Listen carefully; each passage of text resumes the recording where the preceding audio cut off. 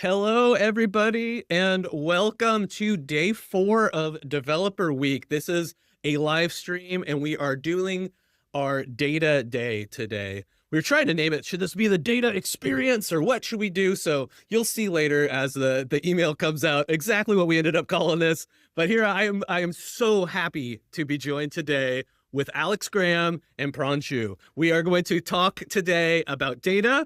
I'm sure, I don't know if you've seen the blogs yet. I know they're kind of hard to keep up with. I know I'm in London right now, so I've had all day to look at these blogs. But there's some people on the West Coast who are just now seeing these blogs. We've got some really big announcements. And if you haven't had a chance to read it, we're going to walk through it right here because I have so many questions for you, Alex, about what we launched today. And what did we launch today? Yeah, so what we did is we launched R2 Data Catalog, which is a managed Iceberg catalog that you can just start on any of your R2 buckets, right? Any R2 bucket, could be an existing one, could be a new one. You just go to the dash, click activate, and boom, you got an Iceberg catalog. Okay, I'm gonna for the people out there like myself who don't know what an Iceberg catalog. I know what an iceberg is, but I don't know what an Iceberg catalog is. What does that mean? Yeah, so it's an open table format you use for like a big data catalog, just managing like a massive, analytical database. It's something that you could use, like if you're trying to query like you're trying to build like a data warehouse on S3 or R2, right? That's in our case, it's R2. Yeah, right. You want to store gigabytes, terabytes, petabytes of data. And you want to wrangle all that data. You want to build tables over it. You want to have, a schema around it. You want to transactionally update those tables. Iceberg allows this to happen. If you want to query the data, you can hook it up with Spark. You can hook it up with DuckDB. You hook it up with Databricks, Snowflake. There's a lot of different query engines that you can use. Because it is an open table format, all of those query engines know how to query the data. So that gives you the ability that decouples storage, but it also gives you that accessibility from many different platforms. So you just choose the platform you want to use and go ahead and use it. Awesome. And who's gonna benefit most from this? Like who should we be shouting to right now?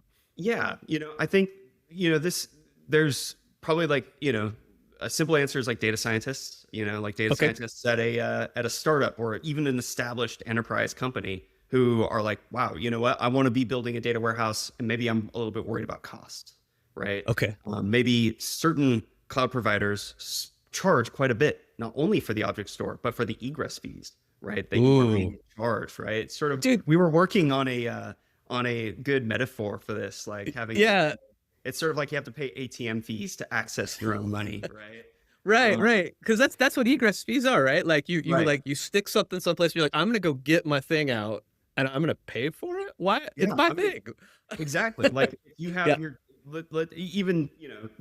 can put this data into an object store, and then when you are trying to access it outside of that cloud vendor, right? Maybe another cloud vendor, or even just from a browser or your own laptop, if you're trying to query it, you are paying egress fees to get it out, right?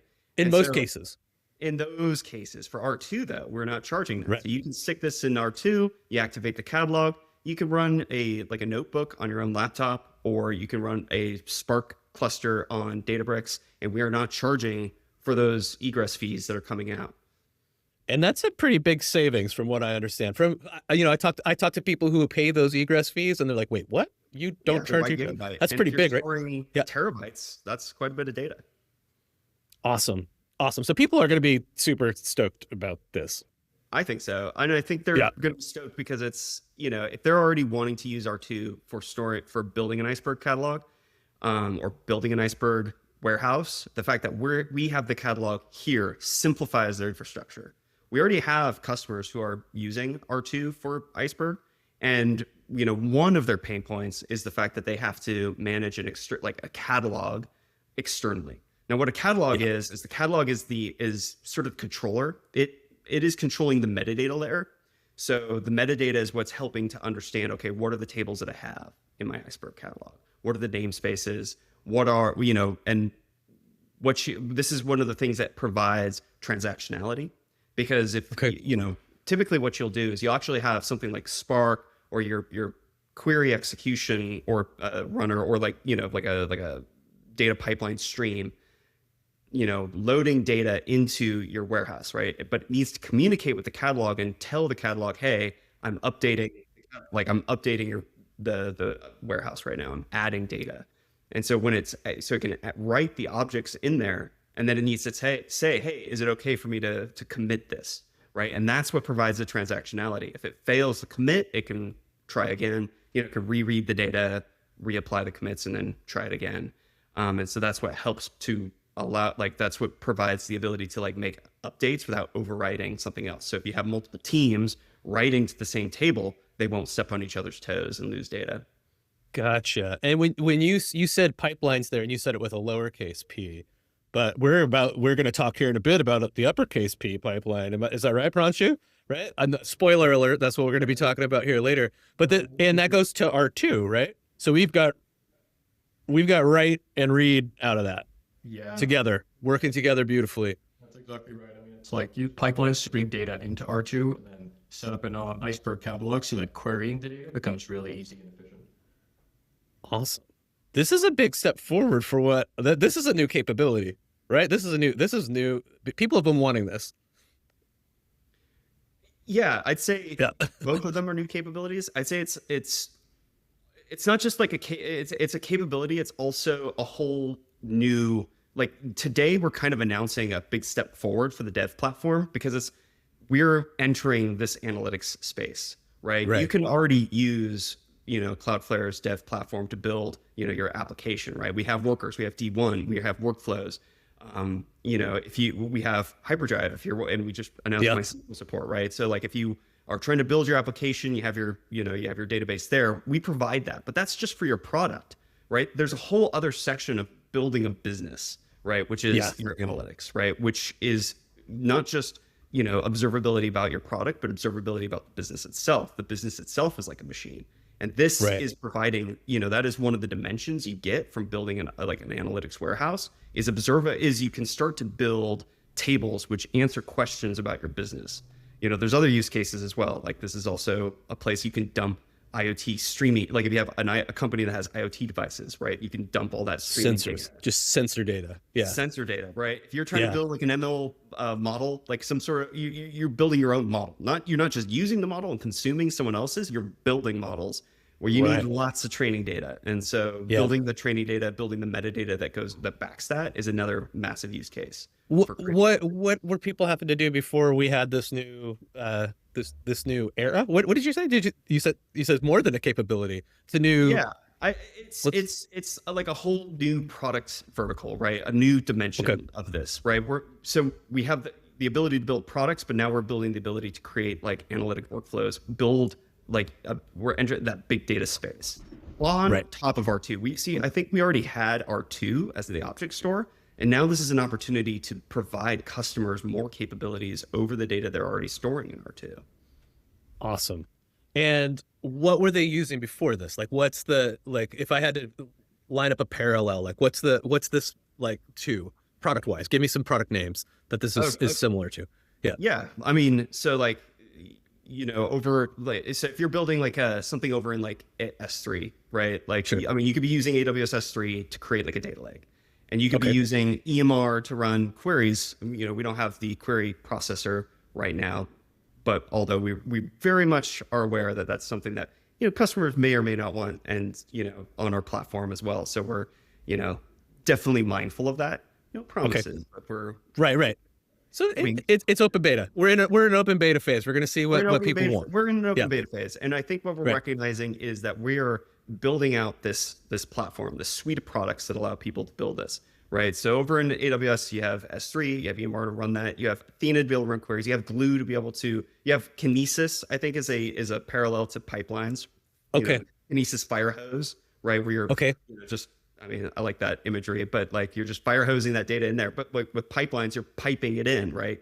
You're piping that data into R2 as a way to start building. And, so you have that pipeline to move the data in, and then you have Iceberg to provide structure and transactional updates around it. And so the ability to hook in your query engine so that you're able to sort of actually query and make use of the data. I think what people were doing, what you could do before is just try to use maybe open source tools, or manage your own tooling in order to sort of get it to work, right? Like, again, like customers who wanted to use R2 for analytics or use it for Iceberg were having to manage that themselves. And this is a step forward for us to say, no, we're offering a product. We're going to make this easier for you. We're going to manage as much of this, more of this for you, so that it's just easier for you to build this out. Awesome. That makes sense. That lines up with the dev platform. Exactly. We're constantly doing that, right? That's awesome. Do you have a demo or something we could check out, Alex? Do you mind sharing your screen? Awesome. Yeah. So I'm going to share my screen. I have a demo that's based off of an existing warehouse. It's actually, it's pretty easy to get set up. But you pretty much just go to the dash. You can go to any R2 catalog and you click the activate button. So when you click the activate button, you have two pieces of information, and I'm gonna show you how you can hook that up to create a warehouse. So this is a notebook, right? Like, this is a Marimo notebook that's running PySpark.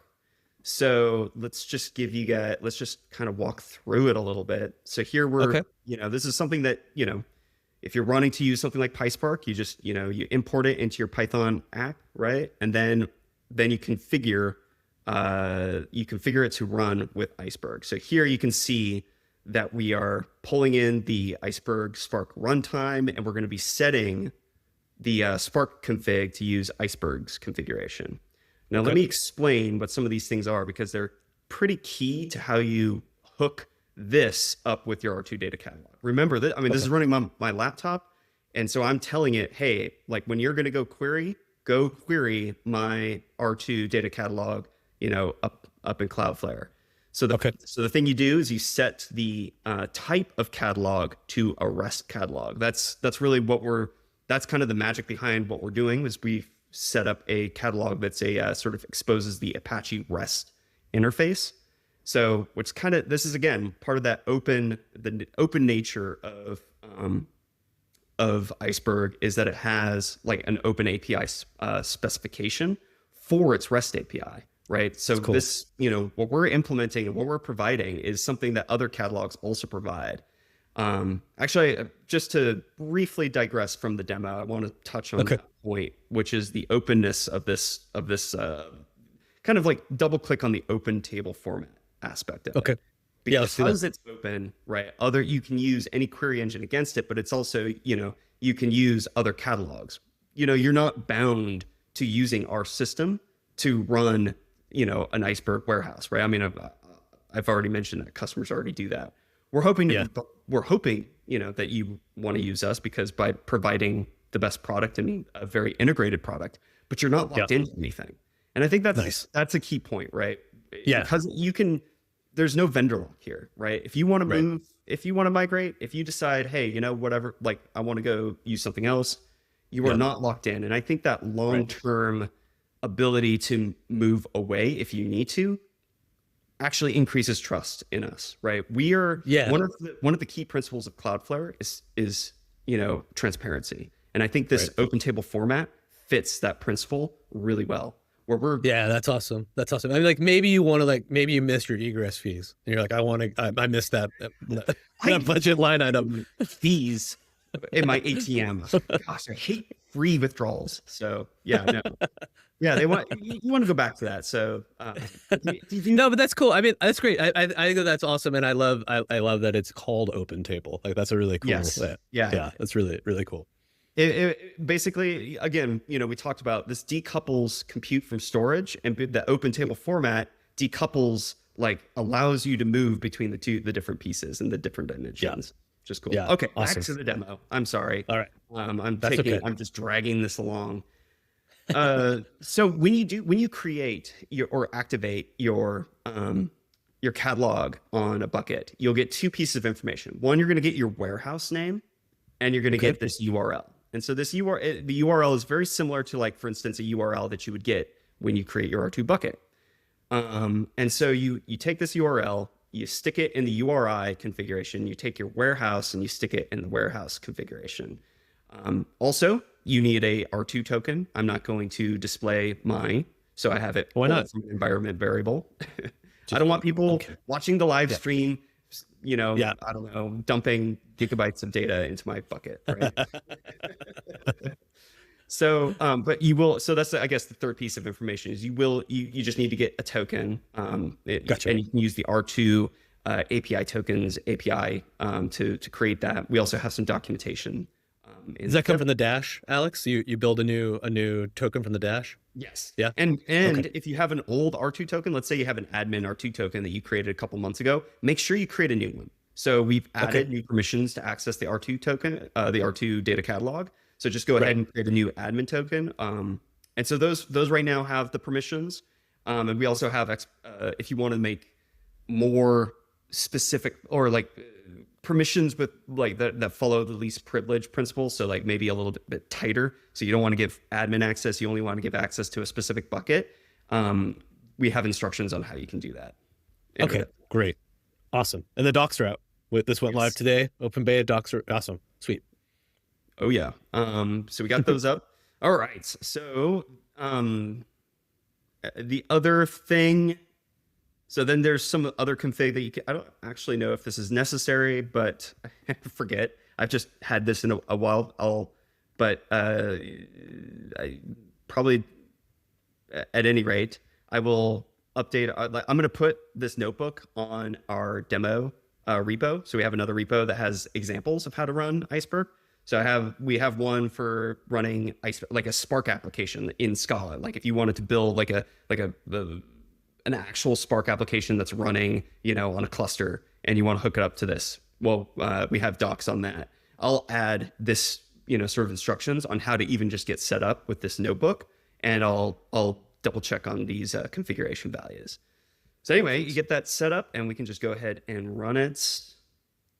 Now this is going to print a scary red exception. Oh, you know what I need to do? I just need to turn off warp. That is what I need to do. I hope that doesn't kill my live stream. Unfortunately, I should have checked this before. Fortunately, okay. It's just, you're just proving it's live. That's what. Yes. Yeah. See, if the demo went smoothly, I would. Yeah. I know that it wouldn't be done. Yeah. The fact that it's working at all is a surprise. That is a show. You haven't truly tested your application until you do it in front of, hundreds of people. Okay, so let me just describe what we did right here. So we set up our configuration. This is telling PySpark, hey, this is the application I want. This is my configuration. And now what we did is we just ran some SQL commands. And that is, I want you to create a namespace if it doesn't already exist, and then go ahead and show me all the namespaces in my Iceberg catalog. So this is talking to the R2 data catalog, and this is just talking to the metadata layer saying, hey, what are the namespaces? So that's what it fetched. Let's now do a little bit more. So what we're going to do is we're going to load some really simple bits of data into our warehouse. Just 5 rows, just to show you that we can do it. So we're going to go ahead and write. So this is like uploading into R2. Give it a second, and now it's done. And now we're going to go ahead and let's just query. Let's just read all the rows we just had written. Boom. There we go. Nice. Now we have our data. Hooray. And so we can do, it's Spark SQL, so we can do more complicated queries. So let's just do a query right now where we only fetch the rows where the floats column, where the values are negative. Okay. Go ahead and run this. So we got hello world.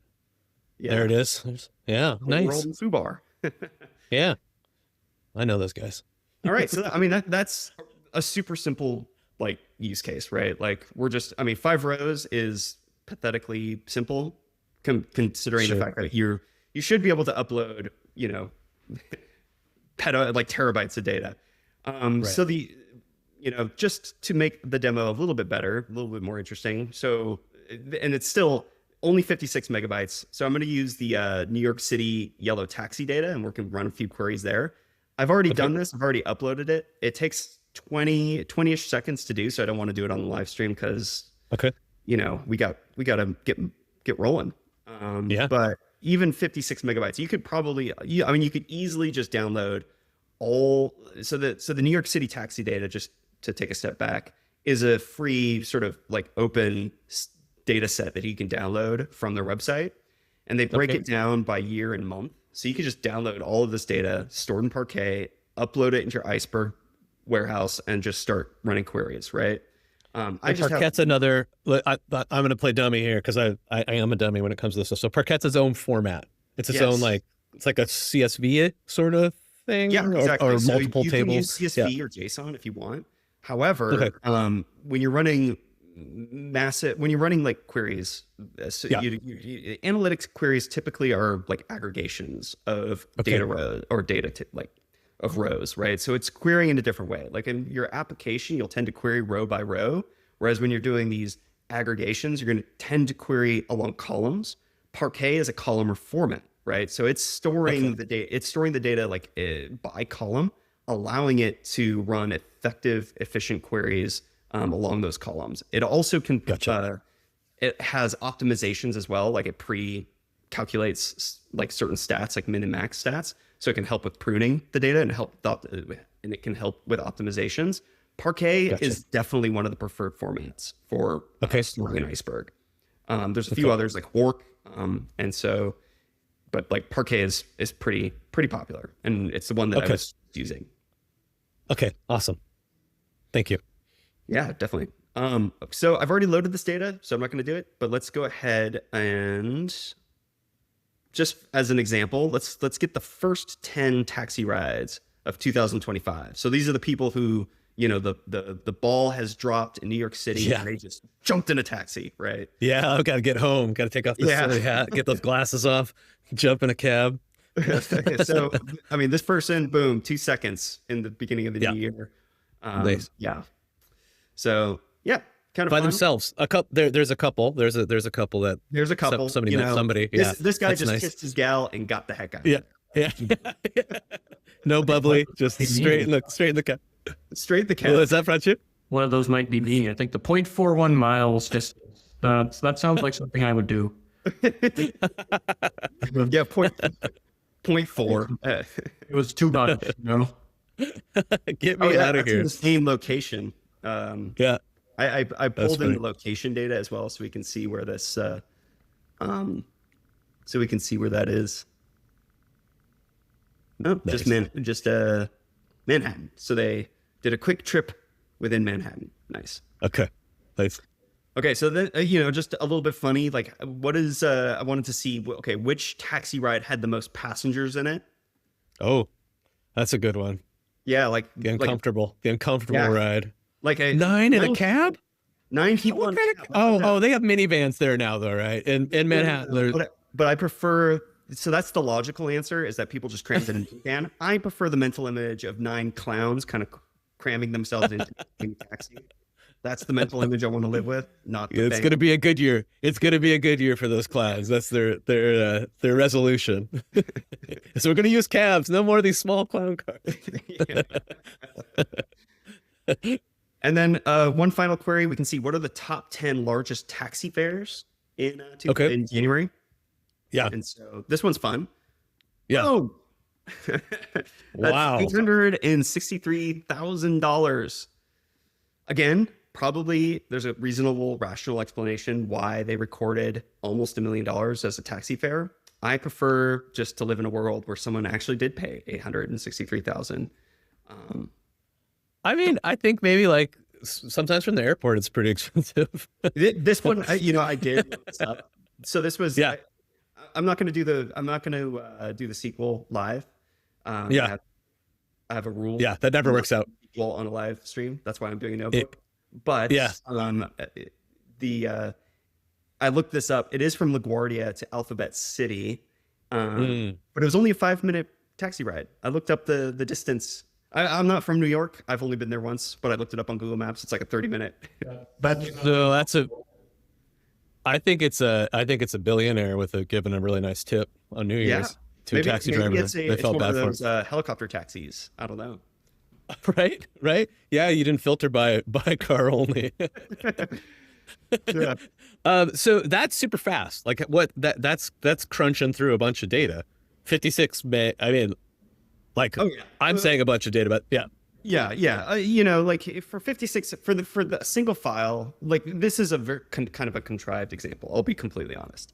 If I Sure. were like an actual data scientist, or someone who's actually wants to crunch this data, probably could do so with using like DuckDB. Is actually a technology that's it's really good for like running queries locally on your laptop Okay. against smaller data sources. So it's more like when you want to crunch hundreds of gigabytes starting to get to terabytes, or when you're trying to just dump lots of data into your object store and then query across all of that data. Yeah. That's where this Yeah. starts to shine. And our catalog is going to shine a little bit brighter when for that use case. I want to just Yeah. briefly preview. So like we're in beta right now.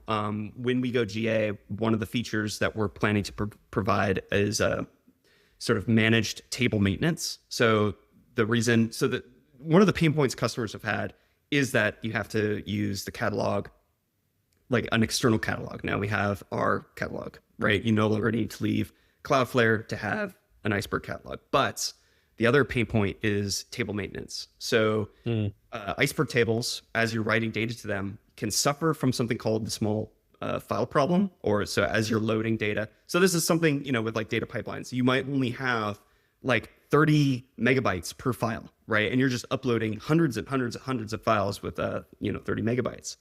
So then when you run a query processor, that query processor is now has to go download hundreds and maybe possibly thousands of files that are only 30 megabytes large, right? It's not the most effective, like there's multiple reasons why, but it's not efficient, right? Like the network IO, just the overhead of Right. managing all of those files. So one of the ways around that is you can run compaction on your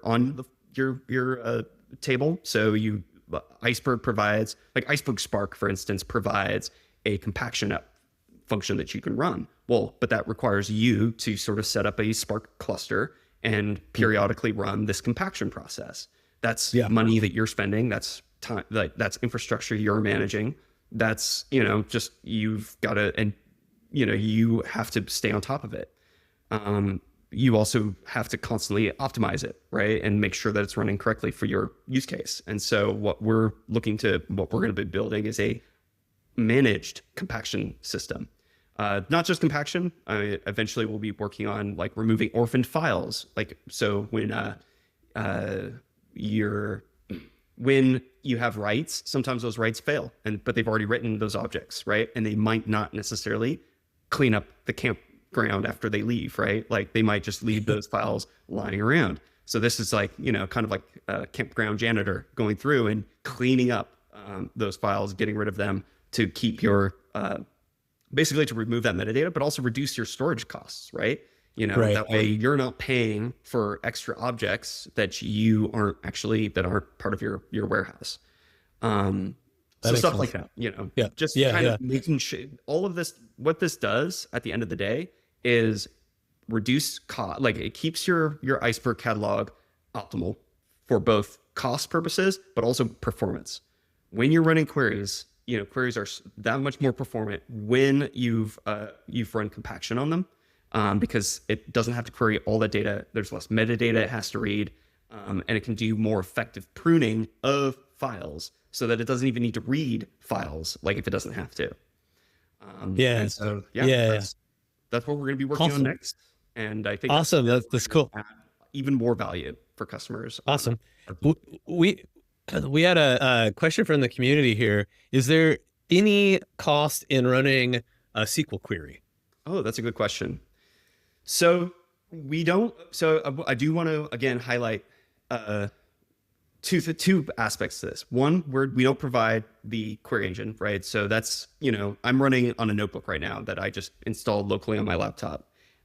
For larger data sets, you might need a compute cluster, and so that's something you would need to sort of provision, and so there's costs there, but that's not additional cost that we're charging. The cost that so during beta, we're not going to be charging any fees or pricing for using the R2 data catalog. So have fun. We do have some pricing that we're so we in our blog post we mentioned kind of the pricing that we're thinking about, and so the pricing that we have is that for the data you're storing in R2, the catalogs, you don't pay any more, right? We are not charging any addition. There's no special R2 data catalog pricing for the data, just standard R2 pricing.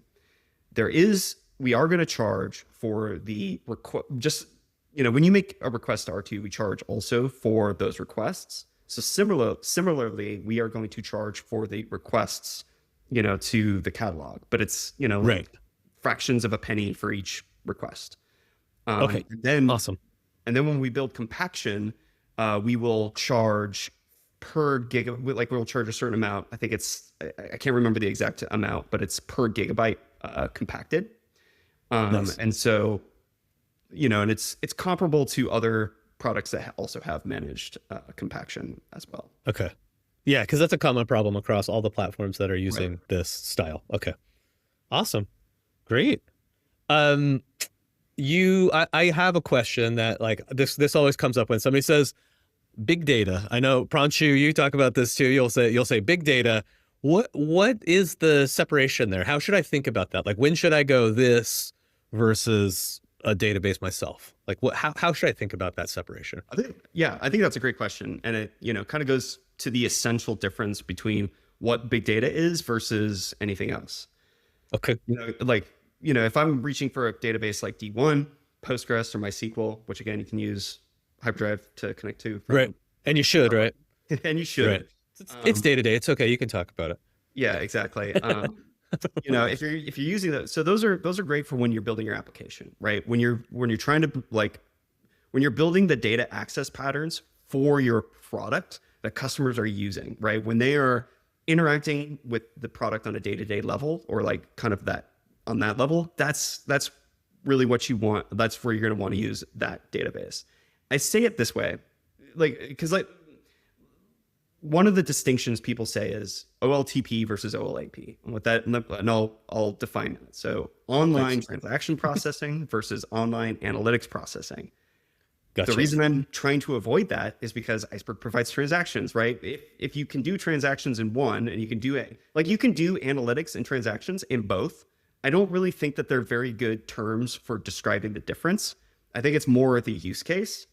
The use case of building data for your product is different than building use cases it's different than the use case of building something like analytics, IoT streaming data storage from ML data processing. These are things that happen kind of on the back end, right? They're not the product, but they're critical parts of your business that feed into the product. Gotcha. Okay, so when somebody's like, we're a data-driven org, you might be looking at your data of how users are using specifically the insides of your application, but you have a whole other set of data that will help drive decisions that you might make, and this is where you go through that. Okay, thank you. That has been on my it's kind of a strange name, the big data. It's kind of like this is a big deal, not like this is a lot of data. Like it's more like it doesn't really it's like big data, but it's like, well, does that really describe the problem? I feel like it's right. That was in fashion back when we were all using Hadoop like 10 or 15 years ago, right? And it's like, big data is here, And I really like Alex's description of it, right? It's like, I think when most people talk big data, they're talking, how do we help make analytical decisions off of large streams of data that are, we're going to kind of store them separately from our application, right? Like this doesn't matter to our users. Like our users don't really care about our data, user clicks on a website or interactions with each other, right? Yeah. That's internal to our application and our data scientists and our product managers are going to use this data to make better product decisions, Yeah. And you don't want your users paying for that too, right? Like you don't want to fill up their database with that stuff that they're not going to use. I like that separation. That's really nice. Yeah. Exactly. Because I think back in the day, maybe I'd imagine like the very first way of doing this was like, let's say you hire your first data scientist and you ask your data scientist, hey, data scientist, help us figure out what our user retention rate is. you know? Yeah. The scientist is running a query against the production database. Yeah. A wide list of users. Yeah. You're like, oh no. I may or may not have been guilty of doing that. And and the query patterns are different, right? It's like when you're trying to run these, so the day-to-day product operations are row based, right? Whereas these aggregation, like these analytic queries are like, they're aggregations of data. Typically, like the classic query is just what are the user clicks over the course of this period of time, right? Time-based queries. And so like that's columnar based. And so it's completely different. Having two separate technologies helps to optimize for that case, right? Yeah. Yep. And then back in the day, that early data science, whenever that data scientist would show up, it's like, why is the site so slow? Because the data scientist is trying to get you the numbers for the, exactly. Okay, cool. That makes a lot of sense. Let's, I'm going to do one more, because the other one that always gets me is like, what's this lake life? Data lake? Is that what are we at? Why a lake? What's the deal? What's that? That's another great question. I mean, I think to answer that, we have to go back in time. So we went back to like, I think the first moment, like bit of time, like early history, where you hire a data scientist and they query the production database, and it slows everything down. So then what folks decided, okay, we need a separate database. And Alex is right. They have different types of query patterns. So let's build a database that is optimized for analytics. So there we build data warehouses, right? So like, I can't think of I forgot to look up an open source data warehouse.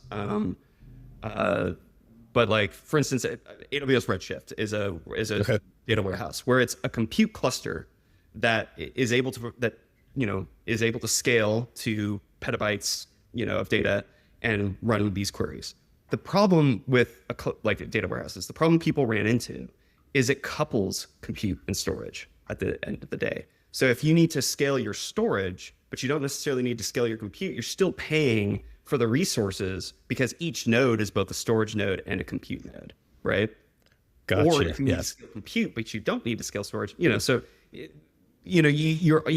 because like the data store, like the compute resources and the storage resources are like scale along different dimensions. And so what folks, especially when you had something like you had kind of Apache Spark and you had S3 sort of coming along, people realized, hey, you know what? I can put these two together. I can store my data in S3. I can just dump it all there. And then I can use something like Spark, because Spark will just like automatically figure out the schema. And then, if my JSON files or my Parquet, Parquet already has a schema, but like whatever, you are able to just run these massive queries on the data there and then just, and use it. So now you don't really need to maintain a data warehouse. You can just have S3 and run ad hoc queries when you want. But the problem there is, and this is kind of where we're getting to like the data lake house, I suppose, which is the combination. This is where Iceberg is kind of the next generation. It's not just Iceberg. There's other, maybe something comparable as Delta Lake and Hoodie. But like the idea is, okay, now what we're going to try to do is pull some of the benefits we got with data warehousing, which was transactional updates, schemas, for my tables, so that I can actually like know what the columns are, and I can actually introspect and also enforce the schema, so that way I don't have a giant mess even within the same table, with the ability of that decoupled compute and storage. And so, the way that Iceberg solves it is with like a managed, with the catalog, which manages the metadata layer and provides that metadata, provides the ability to sort of control the schema, evolve the schema over time even, and transactionally update the table.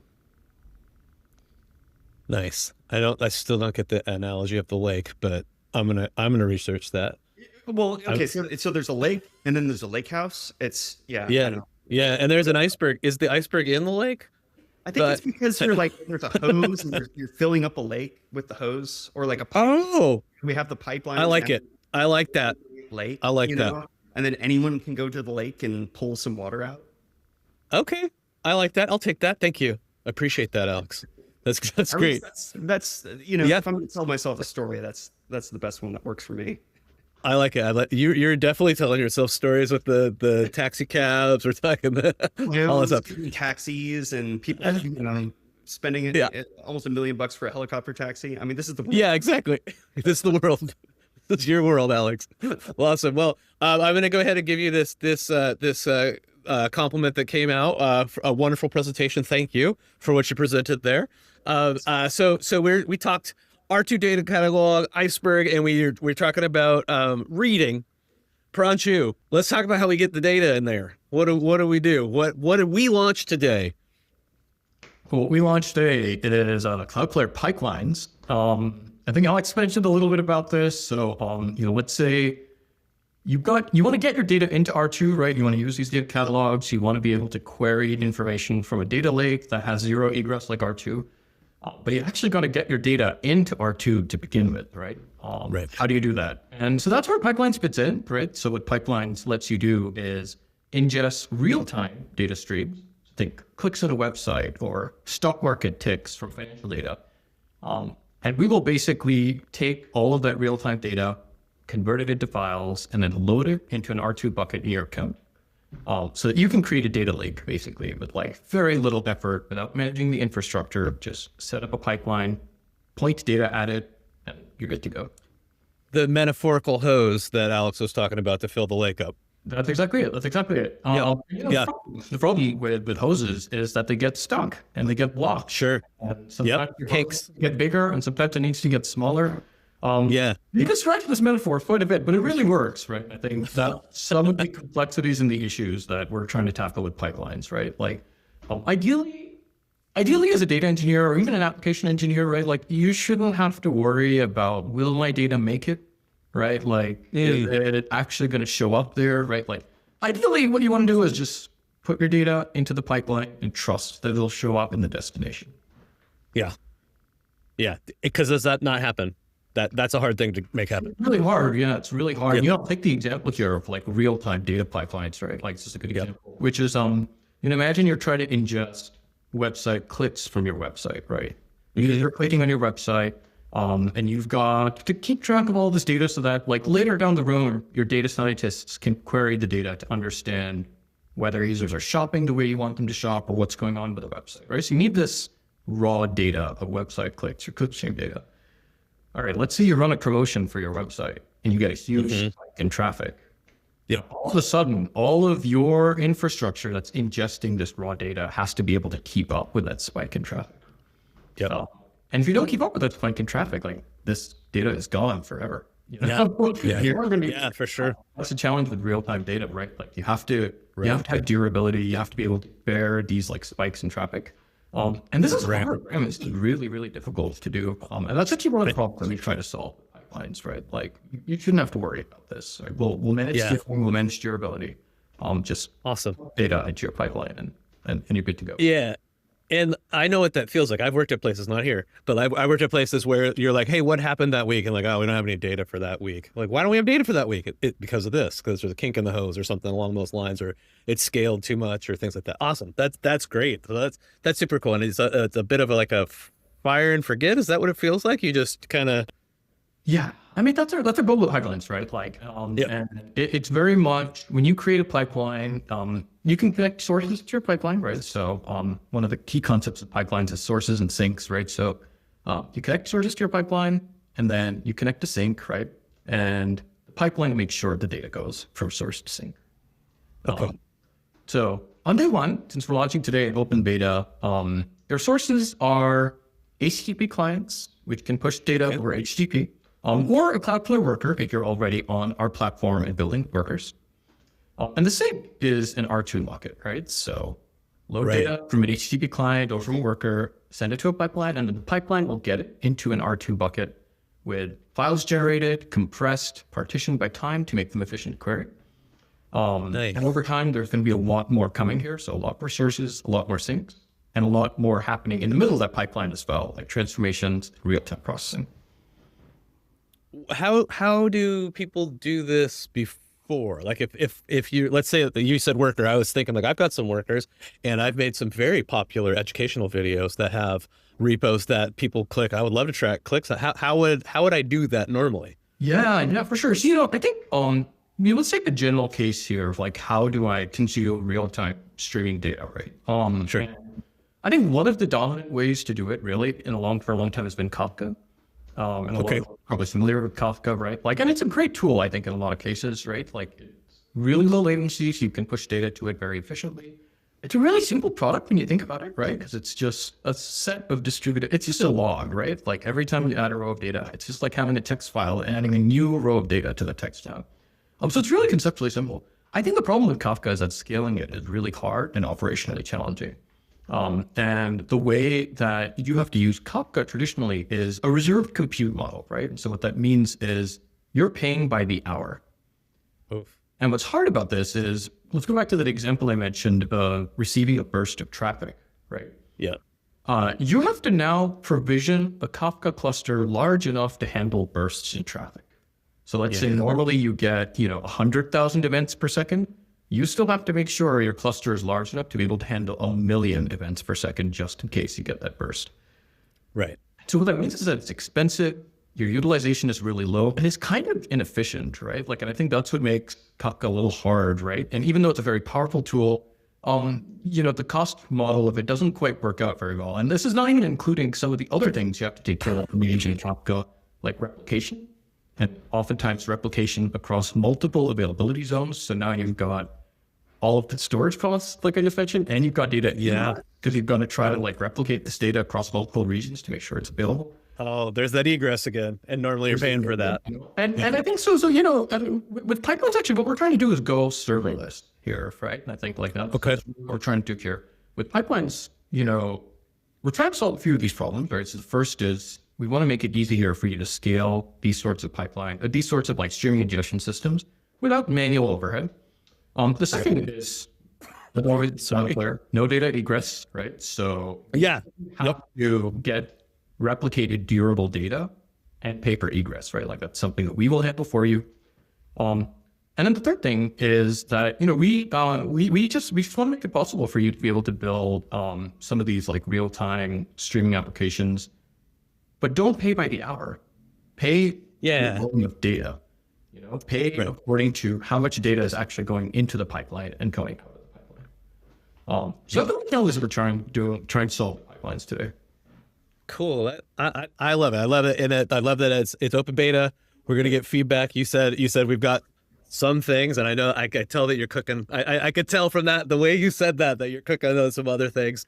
We don't need to leak anything here, but I know that you're thinking about that. I know both of y'all are watching how people are going to use that. So please, people watching at home, make sure that you let us know loud, because we love that. We love to get the feedback about what you feel is missing from the product, what you like about the product. So please make that happen. Can you you have a demo, Pranchu? Do you have something you could show? I know it's kind of like, you do? Awesome. I do have a demo. Let's do this. Give me a second. So I'm going to share my screen. I'm going to walk you through what the process is of creating a pipeline. Right? Okay. And sweet. We're going to send some sample data to it, right?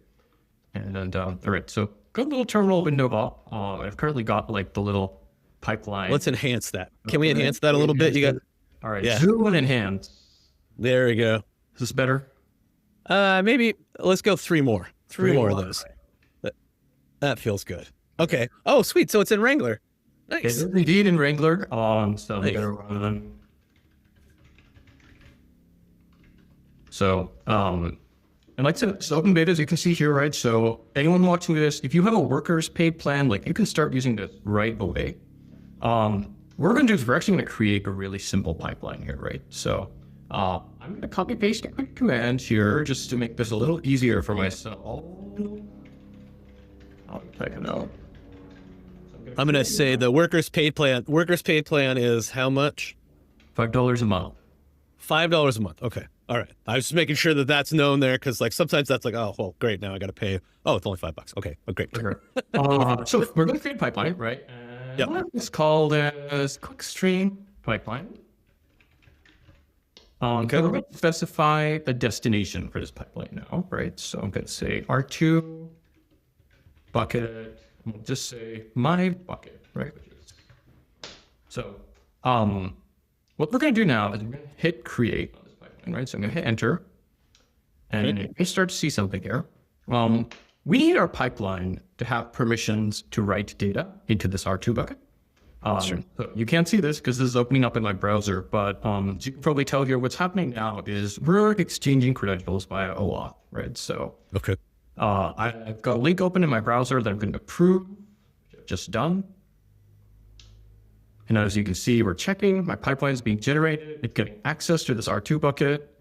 We'll give it another second. All right, and we're good to go. So there's a lot of text here, right? I'm actually explaining what we're doing because I think this is really cool what's neat about pipelines, right? You'll notice right off the bat, we have an HTTP endpoint over here. Yep. And what's really nice about pipelines is like this endpoint comes out of the box. So as a user of pipelines now, you can just start pushing data to that endpoint. You don't have to set up any other infrastructure. You don't have to set up a worker or another server to accept requests. Yeah. You got an existing application. Here's this pipeline. There we go. And it's just, and you can set authentication here if you want to, right? Like you can even set it cross-origin domains. And what that means is if you want to collect clickstream data directly from a user's browser, going straight to the pipeline, like you can do that as well. Nice. There's a lot of flexibility here, right? And the idea is like, we want to make it dead simple for you to set up a streaming ingestion service, right? Like just one click and you've got this going. I'm also going to highlight another thing over here, which is you see, okay, destination here, right? So this is the R2 bucket that I just defined. The file format here is new line delimited JSON. It's what that means is we're going to take JSON records. One line in your file will represent one record. Okay. We're going to compress those files. So that reduces your storage bill. And now what's interesting here is the batch heads, right? This is really critical. Because what the batch heads do is they define the cadence at which your pipeline will write files into R2. Take a quick step back here. Pipelines is meant for ingesting, hundreds of thousands of records per second. Imagine you're creating one file every single record. You would have an R2 bill that skyrockets, and even though R2 isn't that expensive, like it costs every time you write data to it. Right. Your queries would be really inefficient and really slow. Because like Alex, you'd have that compaction problem. Yeah. The compaction problem. Yep. So Pipelines is going to fix that for you by just basically batching all of the inbound records, right? So as records are ingested, Pipelines is going to batch those records. And then once the batch is filled up, it's going to write off, right? So what this is saying is we're going to wait for at least 300 seconds to fill up a batch, or we're going to wait a maximum of 300 seconds to fill up a batch, or 100 megabytes of ingested data, or 10 million rows of data. Sweet. Okay. So, and that's out the box. You didn't set that. That's the default. That's the same default there. Yeah. These are the defaults. Yeah. So as soon as one of those batch definitions is met, the pipeline will take all of the data that's been batched up, generate a file, and then deliver it into your R2. Awesome. So that's dealing with the problem that you were talking about, where you don't know the scale of what things are. You're saying this is the max of where you're going to go. Five. Yeah, this is really not generating query efficient files, right? So what this is doing is help me generate large files, basically. Because large files are more efficient. Right. Okay. Cool. And this is so the pipeline is ready, so you can actually start to commit data to it. So we've got a little help command here. I'm actually just going to copy paste this in. Craig, your old friend Foobar is back. Foobar's back. There it is. There we go. And so I want to say a couple of things here, right? So the first is I've just posted one row of data here, which is honestly kind of trivial. Right? Pipelines are built to ingest a lot of data, right? So you can ingest up to 100 megabytes per second per pipeline. Wow. You're up to 100,000 requests per second, right? So this is meant to be high. That's a lot of clicking. There's a lot of clicking. There's a lot of requests. So this single request is kind of silly, right? But it's a nice example. You notice it says committed here, right? What this means is that, all right, the pipeline has accepted the data, and we actually at this point guarantee that this data is going to make it to your R2 bucket. Gotcha. So you can rest assured, at this point, you're good. Awesome. Wow. Yeah. And it's just there. It's there at that URL, and it looks like there's also a binding. You could also do it from the worker. There's a binding. Yeah. You can do it from the worker. Yeah. And if you've used queues, the interface is pretty similar, right? You set up a binding, and then there's the send method exposed on the binding. So it would be, env.pipeline send, and then send record. Awesome. Cool. And you don't wait for it. Just let it go. Yeah. Let it go. And result back, like that means the pipeline has accepted this record. It's going to store Yeah. it until those batch definitions are met. But like the rest of your application can keep doing what it needs to do, right? Like Right. You're not getting in the way of the user. You're not awesome. And then we're gonna go query it with our iceberg stuff. We're not gonna get in the way of the user. Awesome. I got it. I think I understand. there you go. Y'all, I think I get the big data concept here of this. And when it's a new era. We got some videos to make, sounds like. Some educational videos of using this stuff to go. This is really awesome. Really awesome. I think that people have probably wanted to build this. And in fact, I know that I've talked to some startups and like, would you just please let us do this on you? And it's here. This is us listening to those requests. This is awesome. Super exciting. I have a couple of special guests that I'd like to bring on. Do you guys have anything that you want to say before you close out here? Any big thoughts from the big data crew here? Nothing other than there's a lot more to come from us in this space. I mean, this is there's a whole world of tools, products, and workloads, tools and products that we want to build and workloads that we want to support. So querying, real-time stream processing, there's a lot coming soon. Awesome. Alex, any last words of wisdom? Right? We're going to be, building out those managed features, but continue to, use us and give us your feedback. Let us know how you want to use us. Like, what are some other features that are important to you, that's important to your organization? And just let us know. Yeah, be noisy. Go to discord.cloudflare.com. We hang out there. We listen to all the things that you're thinking about. So come let us know what you're thinking, what you're building, and any sort of question there. We'll these are open beta, and we do such a good job, I believe, in open beta, and lots of free stuff too. Like come play, right? Awesome. Thank you guys so much for coming on here. I'm going to bring on a couple of other folks here. So I'm gonna send you, if I can figure out how to do it, I'm gonna send you backstage. Thank you, Pranshu, for coming. And thank you, Alex. And thank you for all your analogies. I learned a ton from you today on stuff. Thank you.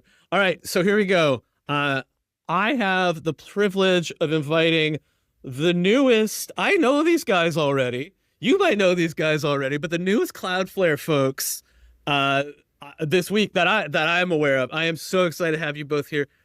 Outer Base is here in the house as Cloudflare. Braden made a tweet earlier and he said, I believe that it was he's responded to somebody. I believe that I said, no, Braden, we do that. So welcome, you guys. Welcome, both of you. So good to see you. Thanks. And you did correct me, and thank you for correcting me. It was, I deserve that.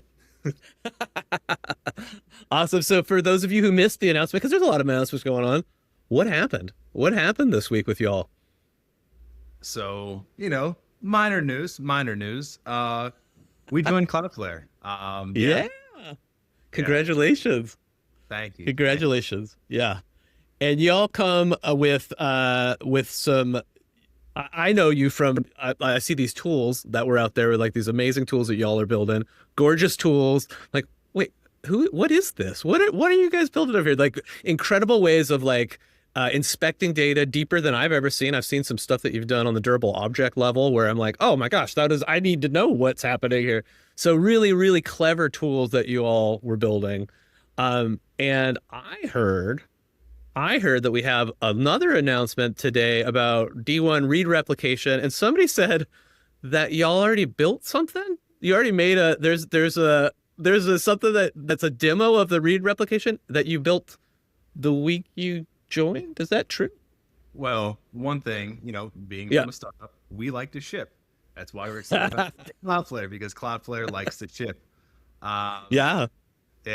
So we put together a little demo. If you go to replicas.pages.dev, you can actually see, read replicas just launched. You can see how much faster your queries are. One of our engineers is actually based in Cambodia. One of his biggest complaints was how slow everything felt for him all the time. With read replicas, we would never have to hear those complaints because it all would have been fast. It takes your current location, so wherever you're, hitting the website from, and then basically shows you a primary database that would be on basically the other side of the world, and shows you how much speed you're saving. Oftentimes, it's 200 milliseconds plus of just latency being saved. You're getting like 2 millisecond queries versus what would be 207 milliseconds. It's really cool to see. Do one of you want to share that? One of you want to click that share screen button there? I know. Yeah. Let me pull this up. Brandon historically has 100 tabs open at a time, so he's got to separate his tabs out. Yeah. He's, Okay. I roll the same. That's my big data in my tabs. I keep my big data that way. Awesome. I need to compact this something. Okay. Oh, gorgeous. So yeah, you can come down and Okay. you can see, first thing it shows you is how much time you're actually saving versus a replica, that would be in Melbourne. So you can highlight too, and you can see, it takes you to different parts of the globe. I like to have fun. My background is design, so I spend too much time on things like this, but I like it. Oh, it's moving the map to where it's at. That's gorgeous. Yeah. That's awesome. You Sweet.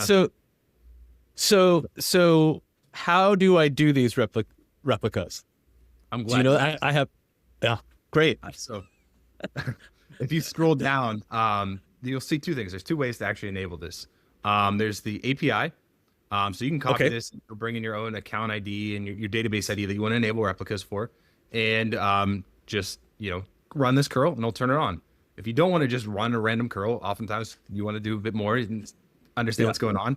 There's a UI for it as well. There's affordance in the UI, so you can actually go visit your database and you'll see this button down here called Enable Read Replicas, and you can just a deep link you right into it. And you can click on that and turn those on. Awesome. So the person who's in Cambodia, if they would turn on a read replica of their, or if they started the database there, they would turn it on for other places where the users might be, so that we can make this speed happen faster.